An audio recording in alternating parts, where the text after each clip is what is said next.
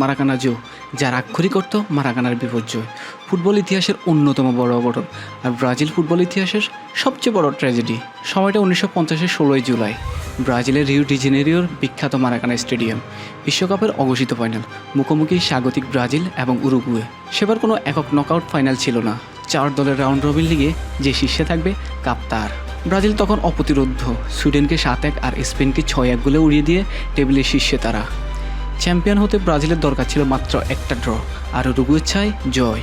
ব্রাজিলের চ্যাম্পিয়ন হওয়াটা এতটাই নিশ্চিত ধরা হয়েছিল যে ম্যাচের আগে রিওর মেয়র প্রকাশ্যে ব্রাজিলকে বিশ্ব চ্যাম্পিয়ন ঘোষণা করে দিয়েছিলেন।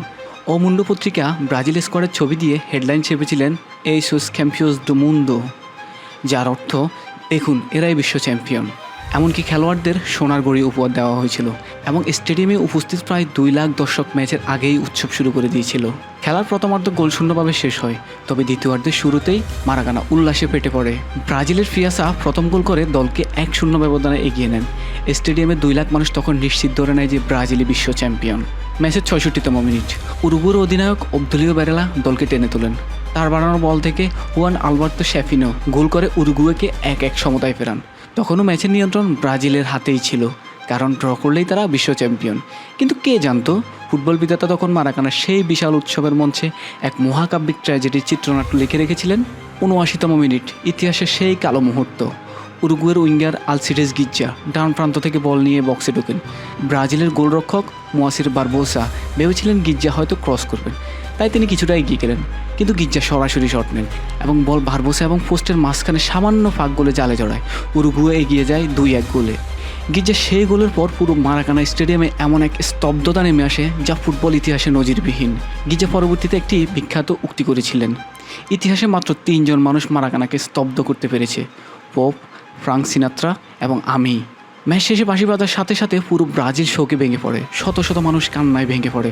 গ্যালারিতে কয়েকজন হার্ট অ্যাটাক করে মারা যান এবং স্টেডিয়ামের বাইরে আত্মহত্যার ঘটনাও ঘটে। ট্রফি দেওয়ার জন্য কোনো আনুষ্ঠানিক অনুষ্ঠান পর্যন্ত করা যায়নি।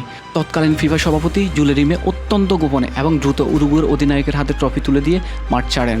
এই একটি ম্যাচ ব্রাজিল ফুটবল ও সমাজ ব্যবস্থায় বিশাল পরিবর্তন এনে দেয়। 1950 সাল পর্যন্ত ব্রাজিলের হোম জার্সি ছিল নীল সাদা। এই ম্যাচটিকে এতটাই অশুভ ধরা হয় যে ব্রাজিল চিরকালের জন্য সাদা জার্সি ত্যাগ করে। এরপর একটি প্রতিযোগিতার মাধ্যমে ব্রাজিলের বর্তমান বিখ্যাত হলুদ সবুজ জার্সি ডিজাইন করা হয়। এই হারের সমস্ত দায় চাপানো হয়েছিল গোলরক্ষক মোয়াসির বারবোসার উপর। উরুগুয়ের দ্বিতীয় গোলটি ঠেকানো উচিত ছিল। এই অভিযোগে বাকি জীবন তাকে তীব্র মানসিক যাতনা এবং সামাজিক বয়কটের মধ্য দিয়ে যেতে হয়েছে। মৃত্যুর কিছুদিন আগে 2000 সালে বারবোসা আক্ষেপ করে বলেছিলেন, ব্রাজিলের সর্বোচ্চ শাস্তি হলো 30 বছরের কারাদণ্ড, কিন্তু আমি এমন এক অপরাধের জন্য 50 বছর ধরে সাজা ভোগ করছি যা আমি একা করিনি। মারাকানাজো ব্রাজিলিয়ানদের মনে এক গভীর ক্ষত তৈরি করেছিল, যা কেবল 1958 সালে পেলের হাত ধরে ব্রাজিলের প্রথম বিশ্বকাপ জয়ের পরে কিছুটা উপশম হয়। অনেকের মতো এটি ফুটবল ইতিহাসের অহংকার ও আত্মবিশ্বাসের বিপরীতে দৃঢ়তা ও সাহসিকতার অন্যতম স্মরণীয় উদাহরণ।